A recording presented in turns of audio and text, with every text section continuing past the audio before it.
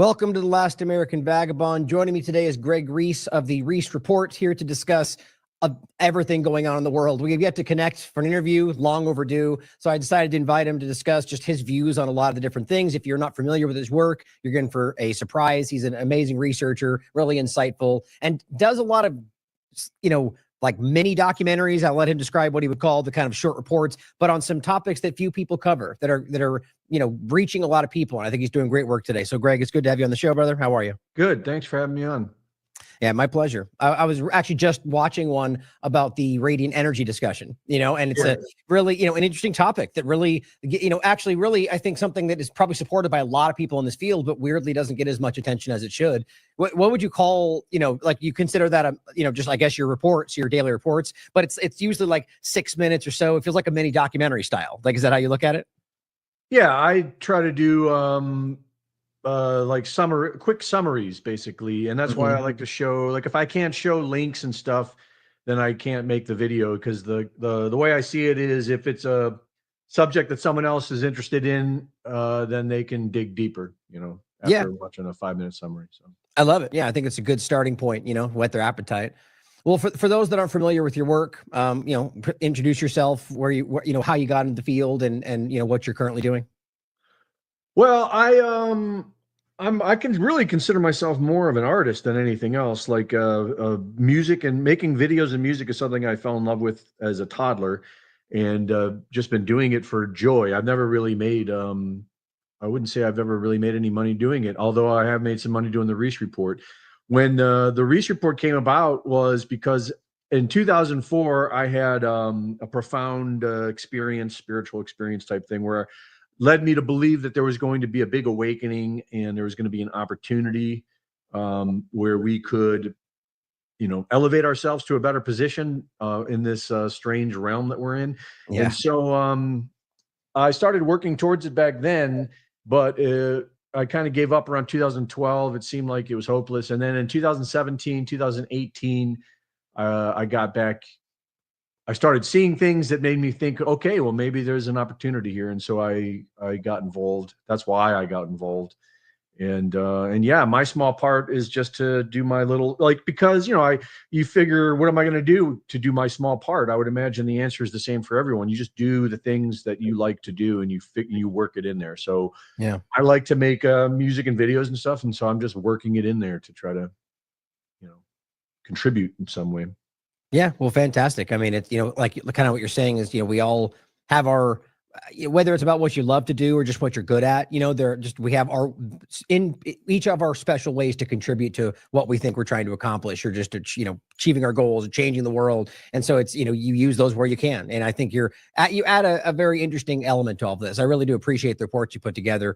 The one, for example, the police state for your safety. I included it in a kind of a important show I did called The Technocratic Tiptoe, and really was just like a good middle part to kind of tie a bunch of this stuff together. And I think that's what a lot of them do, is really kind of connect parts, not just like, here's a thing and why it's important, and here, but like why it fits in to the story today, and why, contextualizing for people, which as it seems like it should be simple, but it's probably one of the most difficult parts, I would argue, to not only accept people to, get past their political blockings, but to make it make sense for people. So you do a good job on that, is what I'm saying. Thank you. Yeah, I appreciate it. So let's start with well, actually, before I get into some things that I want to talk about, that I think are just, I want your thoughts on what's going on in the world right now. You're paying attention to this, like we all are. You're watching the development tape. I'm not sure if you're into the 24-hour, watching every day or not, but right now in your mind, what's something that's, not necessarily like the most important story in the world, but to you, what's something right now that's on the top of your mind? What do you think is an important story you'd like to discuss that you think is important? Well, I think right now there's only really one story, I think, which is closing us into this digital system, the digital ID, the digital money. These used to be, like I mentioned, 2004. Back in 2004, when I first started researching all this stuff, that was really the main concern. There were several movies made about it. The main concern was, we're heading towards a police state, a digital police state, cashless society. It was pretty clear.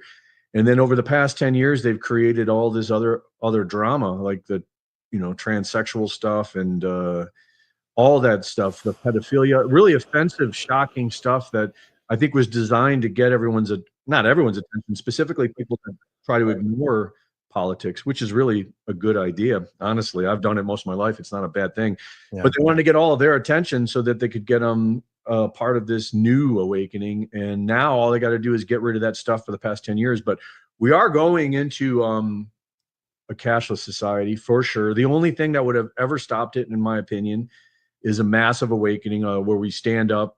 We don't just sit home and watch other people try to stand up. We all, come together, unify, which seems to have been the biggest challenge for a lot of people, is the unity part.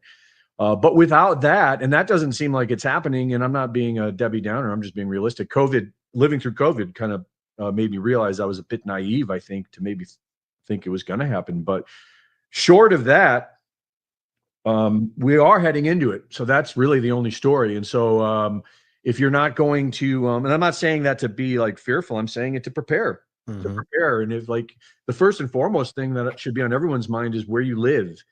Are you content with where you're living right now? Because some places, the president of the United States basically announced who has to look forward to this hell in the near future. And that would be after DC, he said, New York and Chicago and maybe Baltimore, so those are on the radar. I would clear out of there if I were you.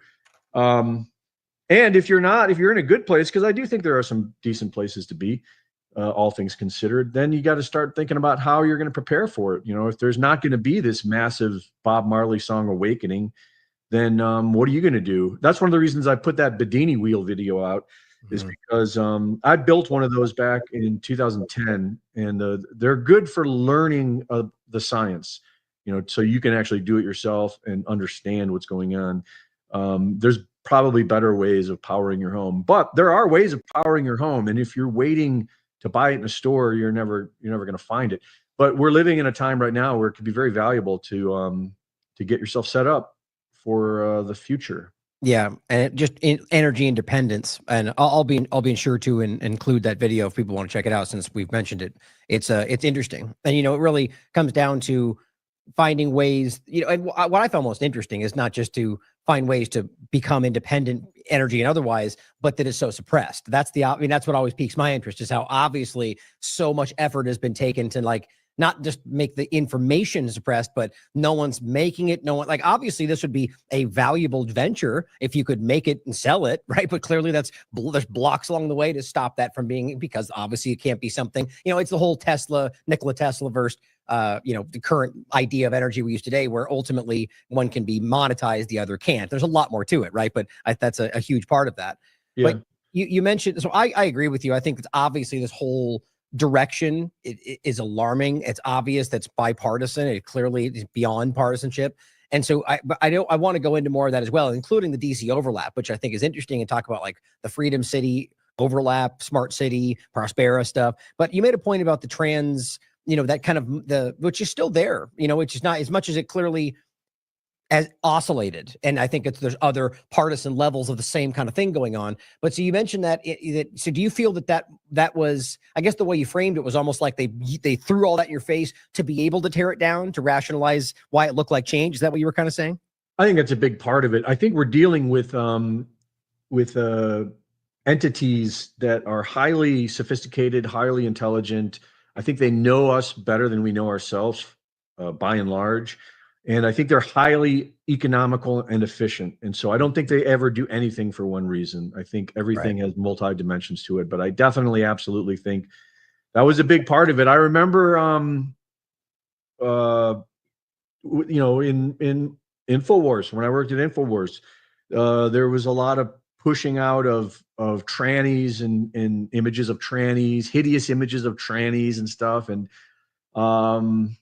I really tried to avoid doing it. I didn't know what was going on at the time. I really didn't get it at the time, but it was unsettling. I find it unsettling to share all the child stuff too. A lot of people share it and they think they're helping. They think, well, we're exposing this and stuff. I don't really, I don't see that. I mean, it's like the only way that's another good example. I think the reason they pushed all the pedophilia out, for example, with QAnon, is, and I was confused for a while too. I remember thinking about it. back around 2018, 2019 and being like, well, they are exposing all this, you know. But no, what they're doing is they're freaking everyone out, because the only way you're going to save the children, because most abuse happens in the home, in the family, the only way you're going to save the children is to monitor them 24/7 somehow. So that's right. that'll be accepted. That's one of the ways that grandma's going to accept the AI system. No offense, because I know there's some badass grandmas out there, but I'm just saying, you know, the people that are their hearts are bleeding for the children, which is not a bad thing. Obviously, it's not a bad thing. Right. But you know, they've created us.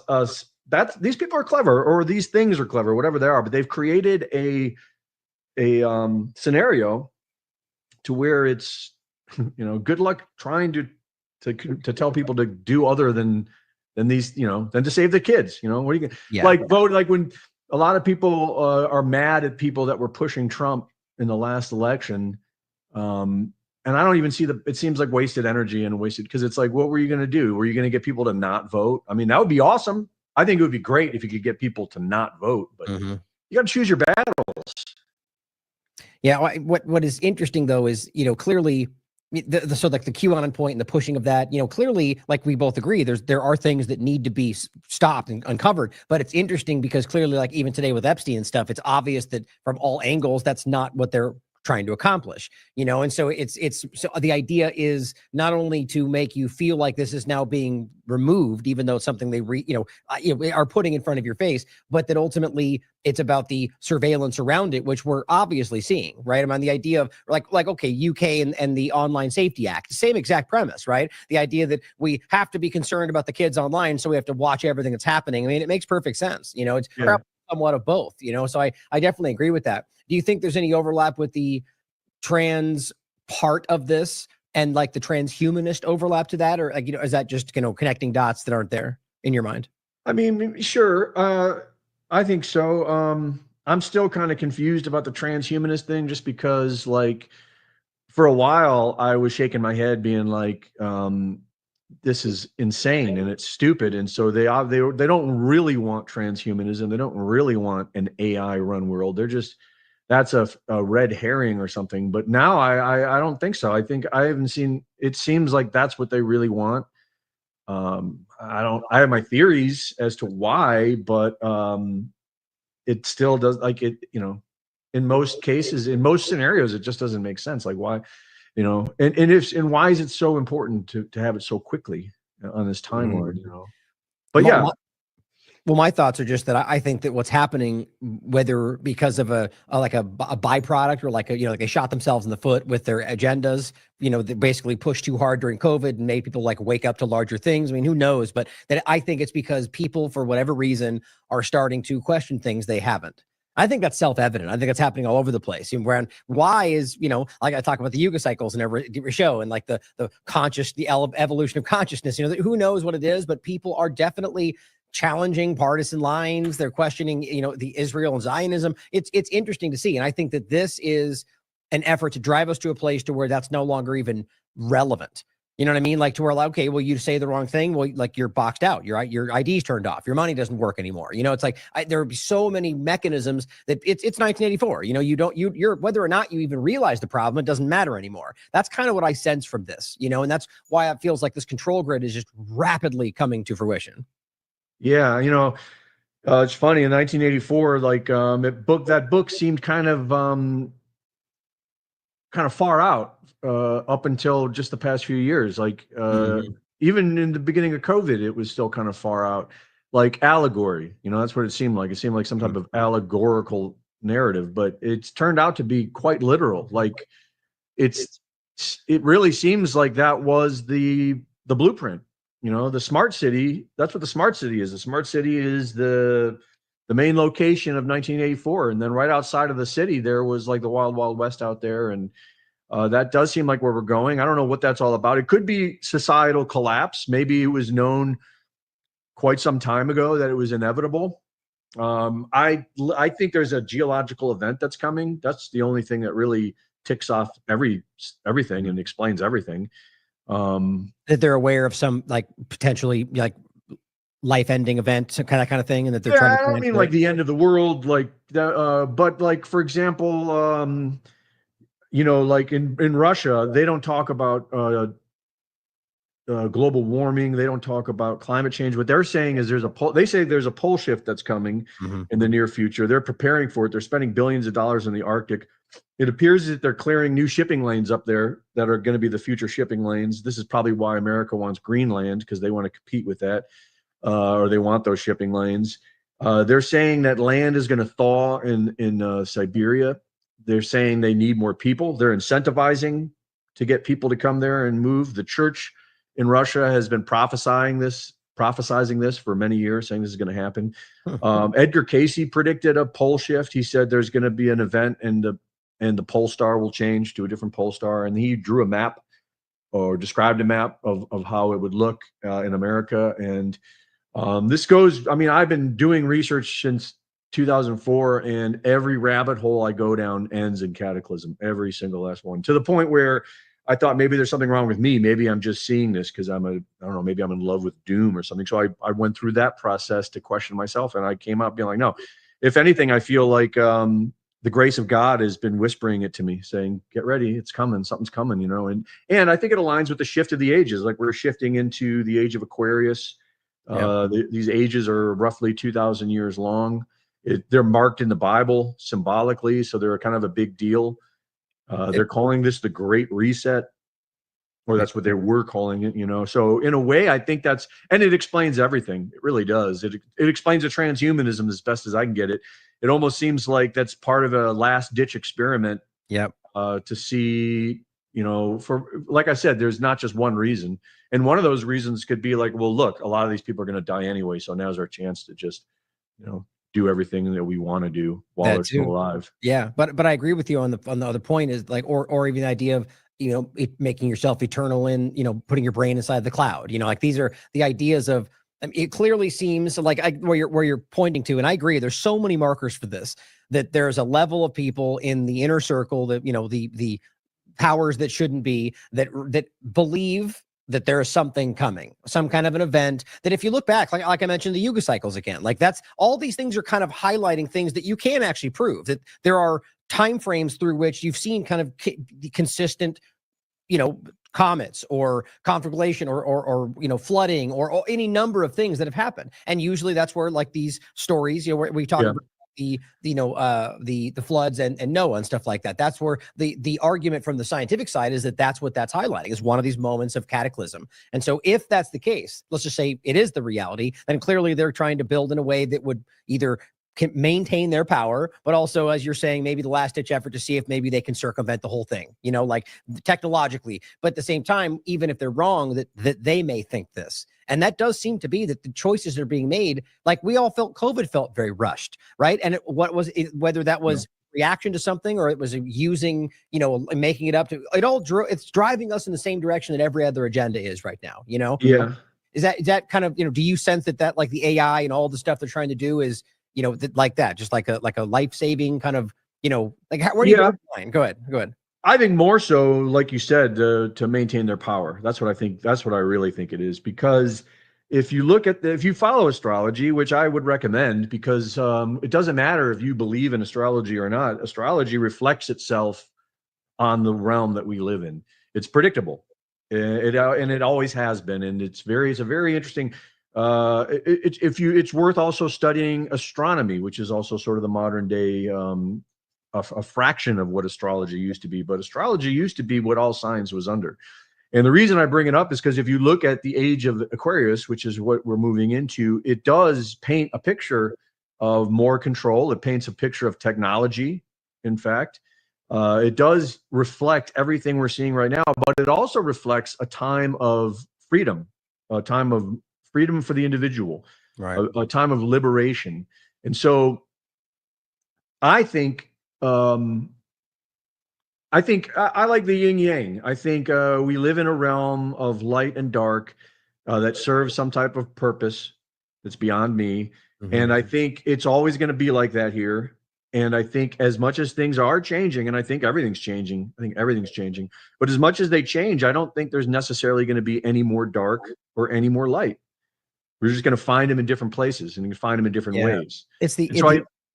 Well, sorry, I was Just going to finish what I was saying, I was just going to finish it by saying, like, I don't think the world's coming to an end. I think for some people it is. I think some areas are going to get hit really hard. That would explain a lot. I think the coastlines in America might get hit pretty bad or something.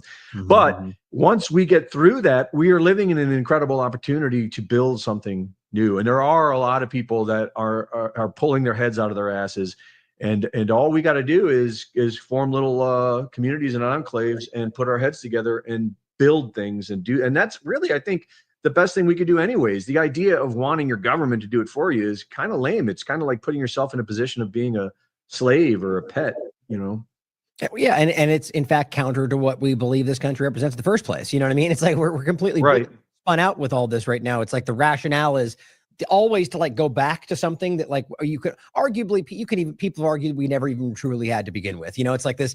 I think we're lost in that kind of like never ending. You know, back to the same point. Like what I was going to say is the yin and yang is just the never ending battle between good and evil. Like it's almost not supposed to resolve. You know, it's like this never ending kind of back and forth, and that simply being a part of that effort to fight for the right, or you know, what we see as the good, the light is in and of itself the point. You know, and I think that is interesting to think about, you know, but so the pole shift point, you know, that ultimately that would in a very interesting way explain a lot of it, like with an actual scientific event that seems to happen every so many thousands of years or whatever it is. You know, do you know more about that topic in general? I'm not as versed as I should be, and I definitely should look into it more.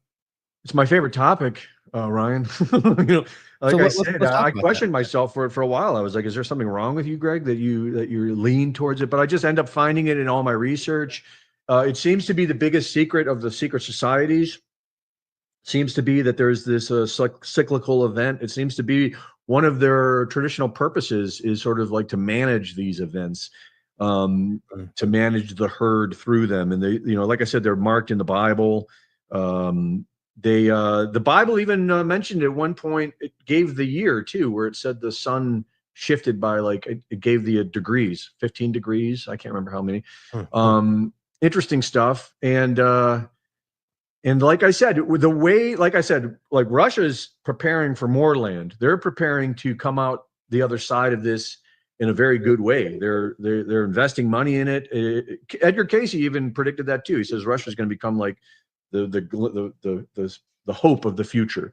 And the Western Europe and America and North America and America, we are acting differently. We're acting more like we're consolidating and liquidating, like a corporation getting ready for a bit to take a big hit and try to survive that big hit. That's how we're acting. That's not, and a lot of people like, you know, when I talk nicely about Russia, you know, I have no love for any governments. I'm just right. I'm just talking about what a lot of people, you know, hate on that, and they're like, oh, Russia's part of the problem too. All right, fine, that's fine. But there isn't there a possibility? It does seem as if the Earth is going to be affected differently in different areas when this thing all comes out. Well, I think the point is obvious that you weren't going the Russian government. You were simply saying that this location is going to be, you know, it's funny the way that people responded. That's the point we were just making. People are so lost within these kind of, you know, whether it's politics or anything else. And we, you know, missing the forest for the trees clearly in that. Yeah. But once you think you know what's going on, that's when you really need to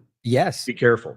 Yes. You know? What's that old quote, you know, that the biggest problem with the world is that something in fanatics are always so sure of themselves, and why are men so full of doubts? I forget the first part of it, but I don't know the quote, but that absolutely makes sense. That's exactly it. Because people that are, you know, more seasoned and intelligent are more ready to make compromise and be like, maybe we don't know for sure, you know, whereas the fanatics are out there going, we know for sure, and that's dangerous. That's exactly what they want you to think. It's like, and you know, I mean, I have no idea what's going on. Like, I look at things mostly through a lens of what matters to me. And to me, what matters is I believe that I'm here to learn and experience things and to accomplish things and to be challenged and to overcome those challenges. And I believe this is for a spiritual reason. This is for a reason that matters beyond this life that I'm in right now. And so that's kind of like what I'm focused on. And besides that, I'm just trying to, you know, so anything's possible in that lens, you know, anything's possible. Right. This is all an illusion. This is all some type of matrix illusion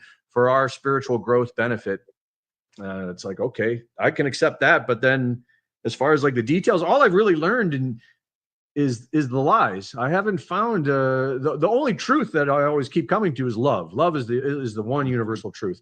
Everything else you research are just lies. You're like, well, this is a lie, and that's a lie, and this is a lie, and then you can get into why'd they lie about that? Why'd they lie about that? You know, and I tend to think that's the biggest trick is to convince you of a lie. It doesn't even matter what the lie is. That's sort of the game, is to reinforce that, because what that does what you're doing when you accept these lies is you're putting your faith in man, which I think is always a mistake. It doesn't matter if it's a man you respect, a man that you love, a man that you admire. They're telling you something, you're accepting it as truth.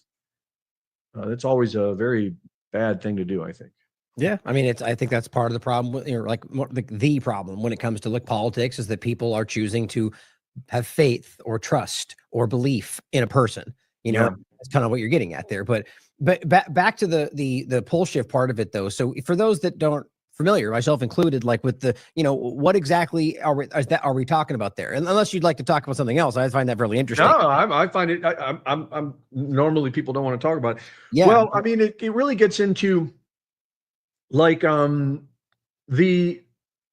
the heliocentric model, it would be, and there's a lot of theories about with the heliocentric model of like evidence that the magnet, like when they study core samples and they see that the magnetism of the Earth has shifted throughout time. So a lot of people have believed that there's a recurrent pole shift going on like that. I don't believe in the heliocentric model. When I don't really know where we are. I do know that by every measure I've been able to apply, the surface that we live on is flat. I see no curvature. I don't know where we live, though. I really don't. But on a flat, motionless plane model, a pole shift could mean all kinds of things. It could mean all kinds of things. There's a theory that I've heard that I lean into because it actually ticks off all the boxes and it makes sense, but it's a little far out there for people that still believe in the heliocentric model. But in the model that I saw, if you can imagine, I like to use the term clock face because it makes sense. If you see, like, we're on a flat clock face surface. The clock is facing up. We're on this clock face. And there's a section of this clock face that has a sun and a moon local within. And this sun and the moon creates this warm, beautiful climate that we're able to, not just us, but billions of life forms are able to, thrive in this little thing. And so if you can imagine, maybe on this clock face, just like the astrological, there's 12 different things on this clock, 12 here. And every couple thousand years when an age shifts, like the Bible talked about, the sun shifted by 15 degrees or whatever, how many degrees, this ecosystem thing shifts. This would explain all the Tartaria stuff, why, maybe because when it shifts and ice melts, that would mean, according to this theory, that it's going to reveal things that haven't been seen for 25,000 years. So whatever was happening in 25,000 years in that location, all of a sudden defrosts and melts. It's going to freeze other areas. So this would explain why certain areas of the world are anticipating growth and others are anticipating the opposite. And this is just the theory that I lean to. But the point being is there's an infinite amount of ways that this could happen, and it appears to have in the past. What I'm interested in, so two things is the first, describe what we're talking about. Like, so so we're talking about a magnetic reversal, right, of the different poles. And so, explain, because that's about the extent. Well, like I said, the heliocentric model is a magnetic reversal, and that's still even a bit understood. There is a declassified government document that talks about the pole shift on a heliocentric model. Well, so let me jump in really quickly, because I think this is where my second part was going to be. Yeah. So what you're saying there, it sounds like, you may feel differently if we're talking about a different model. So that's what I was going to ask is, so this, look, I've researched the flat earth conversation, and I might feel differently than you on the outcome of the facts, but I'm interested in how you see this, is that ultimately so that's what, so is it possible to have that? And explain me the difference. So if it's a heliocentric model, that's what I said would make sense. Then is there another version then for the other version? Well, no, if you're to research pole shift, and you're gonna find pretty much all heliocentric model theories. That's pretty much it. Okay, interesting. Most flat earthers, and I don't really consider myself a flat earther, so I shouldn't say that either, because that's derogatory. But most flat earthers will scream when they hear the term pole shift. They'll say that's nonsense because they can't, Interesting. but it really could. It doesn't, because the pole simply means the magnetic north. That's what pole, or what is pole? It could mean magnetic north, which doesn't really matter on whether it's heliocentric or flat, or it could mean, like Edgar Cayce said. All Edgar Cayce said, he didn't call it a pole shift. He just said an event's going to happen and the pole star is going to change. The pole star, what the pole star is today and what it has been for a long time is going to be something different. And that sounds more like the 15 degrees point you were talking about. Yeah, that sounds more like the biblical description that when it happened in the past. But according to core samples, and according to a lot of this is kind of how Joe Rogan got popular. Joe Rogan had Randall Carlson on all the time, and that's really what grew Joe Rogan's audience, or at least that's how I found Joe Rogan, is through the Randall Carlson stuff, which is always, that's Carlson's thing, is talking about past cataclysms in the past that have changed the face of the earth. And there's tons of them. Like, I wasn't even aware of how many there are until I interviewed Bibhu Dev Misra. He's an expert on the Yuga cycle, and it's mind blowing how much of it you can prove. Not necessarily like the whys and hows, but like that these events happened, like, and the timings between them are pretty consistent amongst most people who've researched it. It's very interesting. But cyclical, they're cyclical, and that would also explain why they would know. Like, if it's cyclical, like we can still predict, a solar eclipse from data that we were given thousands of years ago. That's still accurate today. And so if you were in the know and you knew, this is why I lean towards, the clock. The clock face is just a certain elegant thing to it, because anyways, but it doesn't really matter. It doesn't matter which model you're on. It's like I said, it's traditionally been explained on the heliocentric model, and it really does. Like, name one strange, unexplainable, weird thing that's been going on in the past 20 years and apply it to this theory, and it explains it, in my opinion. Okay, well, I haven't found anything that doesn't, and it's happening right now. I think you can. It's not. I mean, the climate is changing. A lot of people will argue that's the government doing it to lie. And I don't really believe that. I think they would like you to think that they were doing it, but it is. There is a lot of shifting that's happening now. I think I can feel it. I know a lot of people claim to be able to feel. Some people are calling it space energy or whatever. I don't know what it is, but it's beyond the clown show that we're seeing. There's more to it than that. Well, so what are we talking about? Like the literal, so we're back to like so not just a magnetic shift, but like, so like logically the actual climate would be different, right? Like, so walk me through what that will look like if that's something that happens or is happening. Well, according to there's actually several maps that were from several different sources. There's a famous U.S. Navy map that was classified for a while, that's floating around the internet now. There's a famous Edgar Cayce map. There's another guy's name, I can't think of his name. But if you start looking up like future maps, pole shift, you'll find there's several sources, several different, and they're all unrelated, but they're all very similar. That's what's interesting. That's why I mentioned it, because the maps are all very similar. And what they're showing is what I remember really is where I live, because that's what I'm most concerned about. But in America, it showed a massive loss of coastlines, of not just the East Coast and the West Coast, but and Gulf of Mexico too, in a non-gradual way, right? Like, it's going to be something like tidal waves, and that's what I understand. Yes, it's going to be right in a non-gradual way. In a devastating way. So then back to the point about like the government reaction to it. So you believe that this in some way is what's driving their action, this mindset? I think it's that's, if I were to guess, like I said, I don't know, and I choose as a way of operating to keep an open mind. But if you were to put a gun to my head and say what's going on, I would say that's exactly what's going on. Yeah, I think that's exactly what's going on. I think this is why America's talking. This is why we're going after Venezuela now for the oil. Get it now while it's hot. We're going to need it. This is why Greenland is on the Canada. All that stuff is because consolidation. Is because the American empire is crumbling already. Has been. This event isn't going to help at all, and so they're trying as best as they can. The entities who are obligated to run Murder Incorporated here in America are doing as much as they can to try to survive this. I think, I think that's part of the transhumanism, because there are people that there are people, like Ray Kurzweil. He genuinely, I think, is psychotic. I think these people genuinely are afraid of death to a psychotic level. Yeah. And so I think part of it is that. Part of it is like, well, shit, maybe we can pull this off, and then maybe we don't have to worry about it. Maybe we can be gods on Earth and stuff like that.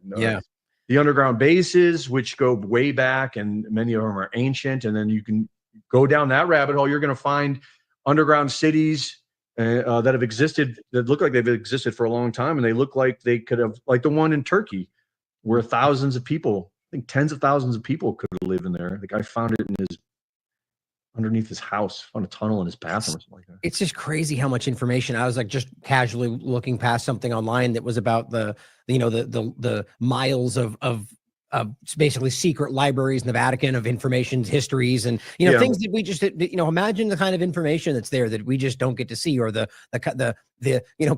always like to reference the end of Indiana Jones, where they're like carting the boxes into the endless, full of top secret boxes that are full of things, at the end of Crusades, where they put the box away, and it's just how many things are we being hidden from? How many inventions, as John Rappaport covers, have they been stifling? Because it's amazing to think about what the world could be like if we weren't being controlled by sociopaths. Yeah, and a lot of it's happened recently. Like that's like I can't accept history at all anymore. I used to, I was very my personality was heavily formed as a young child on the idea of freedom, the idea of like the First and Second Amendment, natural rights, inalienable rights, stuff like that really got me fired up at a young age, and really kind of formed a big part of my personality. But I don't believe that anymore. I don't believe, once I started like looking at the baby farms in the 1800s, in the mid 1800s, so much weird shit happened that doesn't make sense. It just left me being like, I don't know what's going on. For all I know, the whole thing is it's all just a big shoe. Well, I mean, at this point, it's and I'm sure you would agree, not at the same time, not dismissing anything either, right? But just questioning it all, right? That's just such a basic point of logic, just to go, okay, I'll consider this point, but we should question it, no matter how foundational it feels, basic things, because we've gone through so many points of manipulation, so many obvious realities that are breaking down in front of us right now. We should absolutely be questioning these things to their core, and I think that's just something that's been driven out of us, like as a species almost, in so many different ways. The biggest tragedy is going to be like, whether it was true or not, whatever the motives were, the fact is that the American people were given and I'm no government lover. I'm probably closer to an anarchist than anything else, but still, the American people were given a constitutional government that was based on the idea that God gives us our rights, and that government can't give us our rights. They call it inalienable or unalienable, or natural.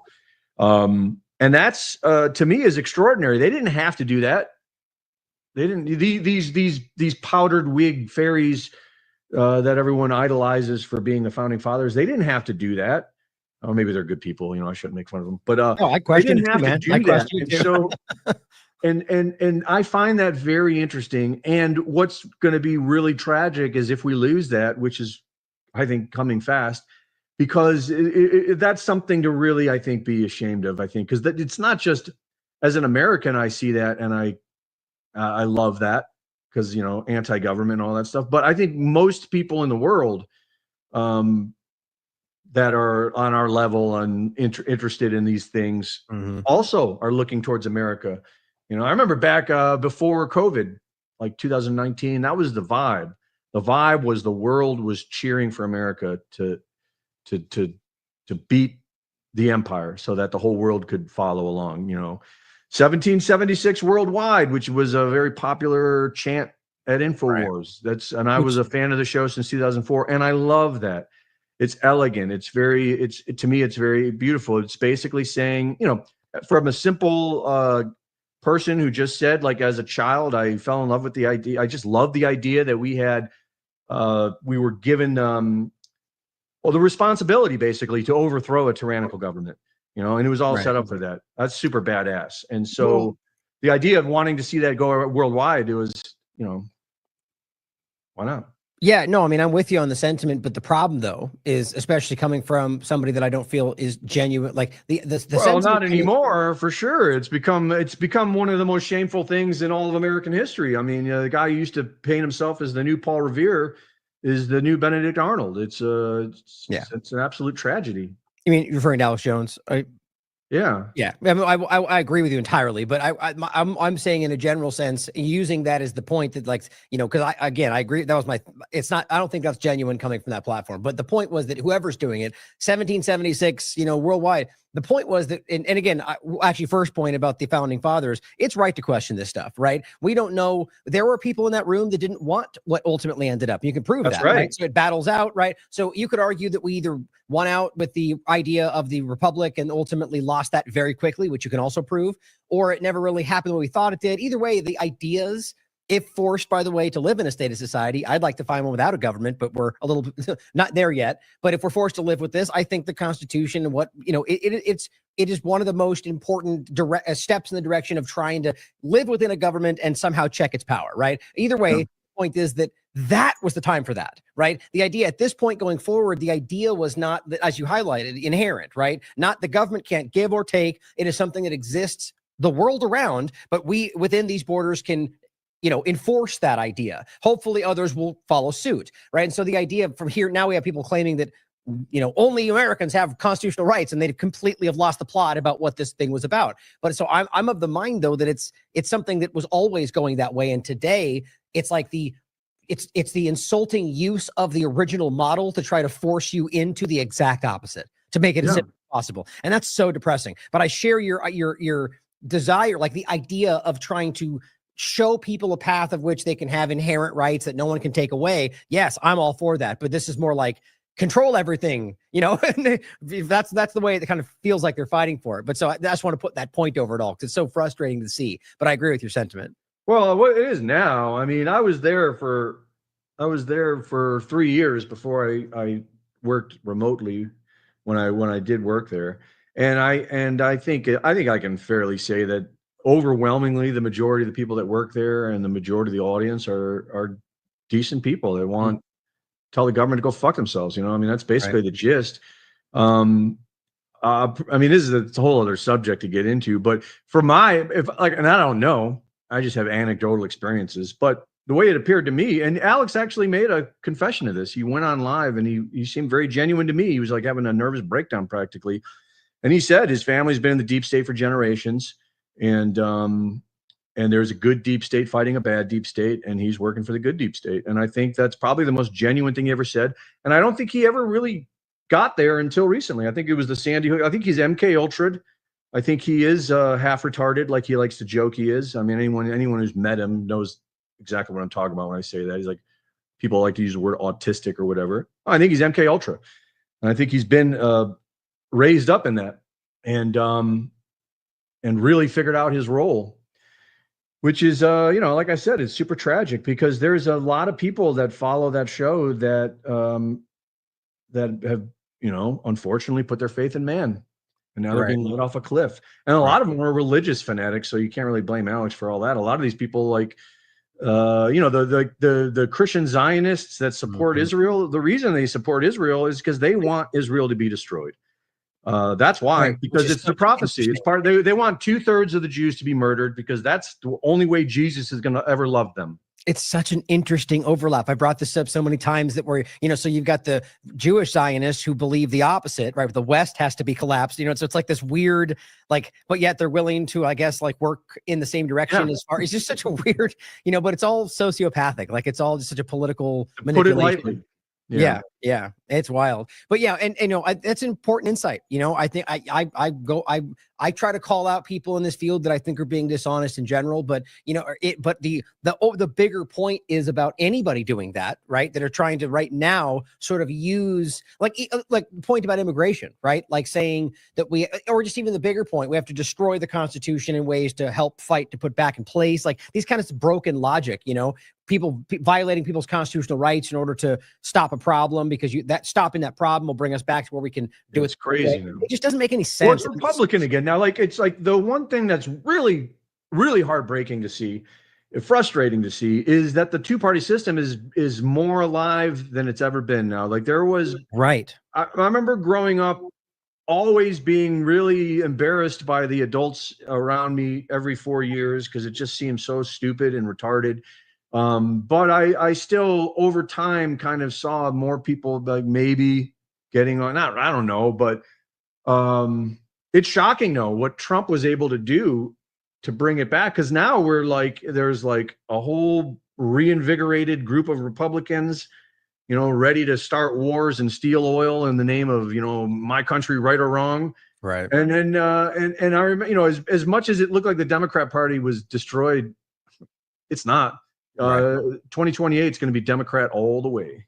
I mean, I still have the mind that it's all part of the same thing. You know, it's like it's just it is. Of course it is. Power structure just never really stops. Yeah, it's psychological operation. It's brilliant. I mean, that's why there's two. If there was more than two, it wouldn't be as effective. But the duality nature of human psychology, of our preferences constantly, our mind constantly. I like that. I don't like that. I like that. I don't like that. It's worked. It's weaponized against us. Absolutely, 100%. I mean, we've been slaves to the crown, as far as I can tell, forever. There was a time in history where allegedly we had independence from them, but even if you go by that historical record, it only lasted about a decade before we became indebted to the crown again. So this is a strong arm of the crown used as a proxy to as a blunt object to beat the shit out of people in the world. And so are you meaning the power structure or like the British crown? I mean, the British crown, and I don't even know what the British crown is. Like, the British crown is a bit mysterious when you get into that. The British crown owns 80% of all real estate on the planet, something like that. Last I checked. It's an important point that Matt Ehret makes this point all the time. You know, that like it gets far, it doesn't get enough attention. How much the British crown gets away with murder. No one ever calls them out, and they're still. You know, you could say the Vatican, the crown. That's pretty much the height of power. A lot of people like to say Israel. Israel is there to be destroyed. Israel is there to accomplish a mission by using religious psychopath fanatics. And I don't exactly know what that mission is, but we're going to see it probably in our lifetime. But if it were not for the Vatican or for the crown, there would be no Israel. Right. But only what Israel was made possible was through them. I agree. Here's what's interesting, though, and at least a consideration is that anybody paying, you know, even remotely looking into this knows of the Balfour Declaration, understands, you know, the Rockefeller through the UK basically gave them this land, right? And so the point is that you could argue that was the mindset to begin with. And who knows, maybe you're right to this very point. But it's also worth considering that that was the idea when it was originally given, and that they have wildly lost control of it. You know what I mean? At this point now, it's very clear that Israel in its own way, or just let's just say Zionism, has worked its way into these. But like, it's certainly just as likely that over all this time, Israel, through all the same things we're seeing in the U.S., has you know, arguably taken control, or at least influences aggressively the U.K. and the United States. So it's like, you know, it's interesting. It could be the other way around. People do argue that. Possible, but I it's possible. I just don't. The reason I don't see that is because it's off the rails. It always has been off the rails.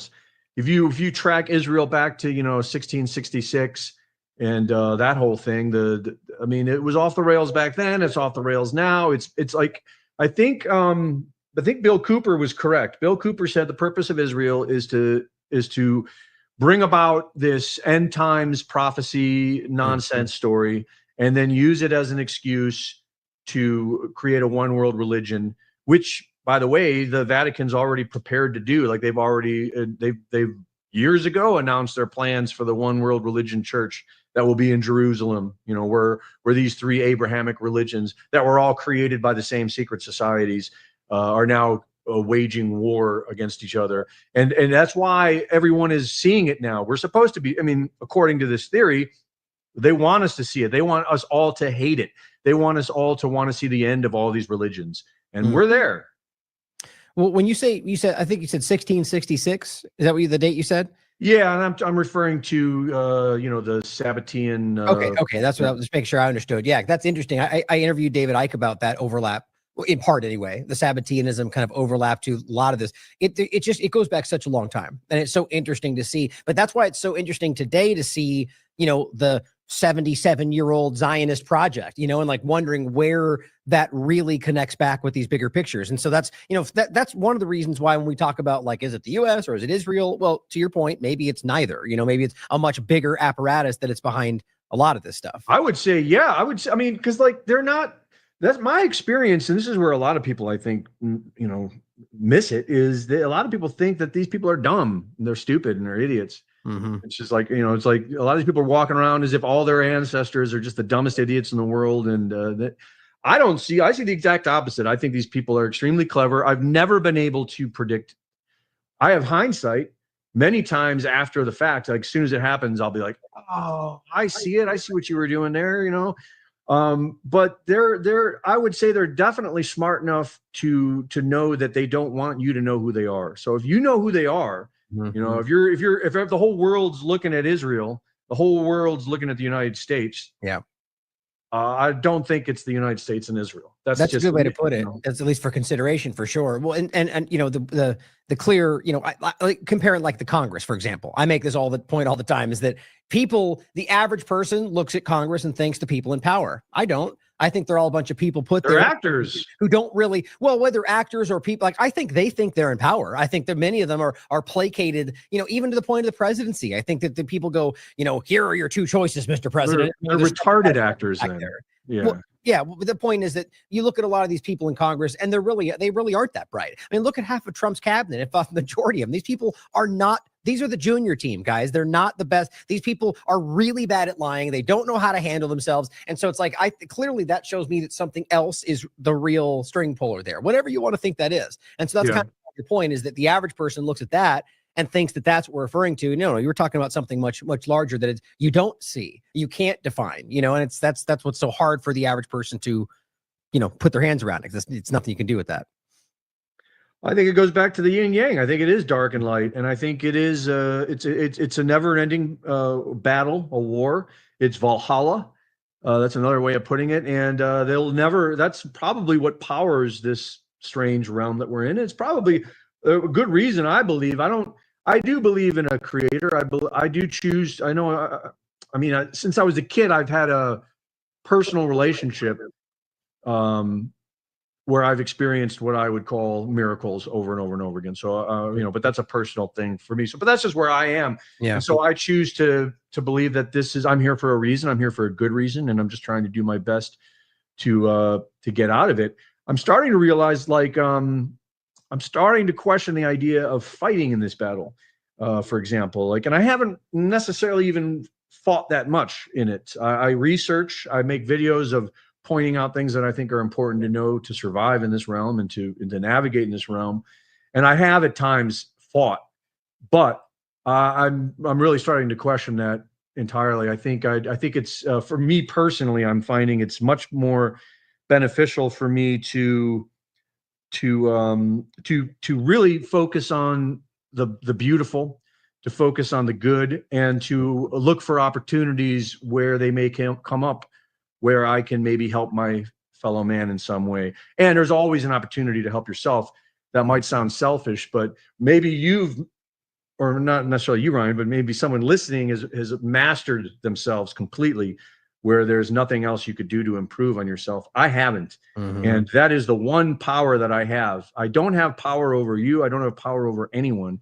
I do have power over myself. And the more I can do the right thing, the more I can be right and righteous and kind, that will, through the monkey see, monkey do effect, that will have an effect on the people around me. And I also think deeper than that, it will too. So yeah. I don't know what got me on that whole rant, but no, I think it's a good place to kind of wrap it up too. I think that's exactly all we can do is you got to follow your heart. You got to follow what you believe in. You got to stick with your principles, your integrity, and it's like, that's, you got, personally, I definitely hope you continue to make videos and content and fight, because my mindset is always that, I just, as a person, even if I knew that this was fruitless, that I wouldn't succeed, whatever I think that looks like today, I'd probably still be fighting anyway, because it's just who I am, but we each have our own battle through all this, and it's like, I hope that you continue to put stuff out there, whatever you do. I really appreciate your work, and, just your insightful, just kind of genuine, presence. It's just unique out here. You are a very real person, and I enjoy talking with you about this stuff, because it's clear that you care about this stuff, man. And and plenty of opinions that I'm sure people might disagree with, but nonetheless, it's a journey that we're all on. So I look forward to again with you, brother. We should talk again on some deeper topics, especially the pole shift thing is crazy. I mean, it's so hard to take time, with like, we're like watching a genocide play out, and like this AI panopticon built around us. And it's like these things. That's why I'm glad that you're doing the work you are around it, because it deserves time, so thank you for that. I should do more reports on the subject. Actually, I want to, and I know like my Substack wants me to as well too. But I think it's like, the thing about the pole shift story is a lot of people think that's like the ultimate doom thing. It's really not. It's like, I mean, I think you know what I'm talking about, because you're talking about the Yugas. Just the fact that we're alive right now throughout this extraordinarily rare time in history, it may be cyclical. It may have happened several times before, but still, there's really nothing quite like it. There's nothing in recorded history, I think, of what we're going through right now. So that alone is enough for people, I think, to be, grateful that you're alive, and make the most out of this life, and be the best, spirit in a human body that you can possibly be. Hear, hear. Appreciate you, brother. And I'm gonna, anything else you want to shout on the way out? Upcoming events or work is coming out soon. I'll include the links to your accounts and your Substack and everything for people to check. No, that's it. Substack and Twitter. I want to check out these. I think you've been going to these Anarchapulco things. If I remember, no, I've actually never been. Oh, you haven't? I thought I heard you talking about it recently. Derek goes, or he had in the past. It's I like anything like that where people can get together and share ideas, so yeah.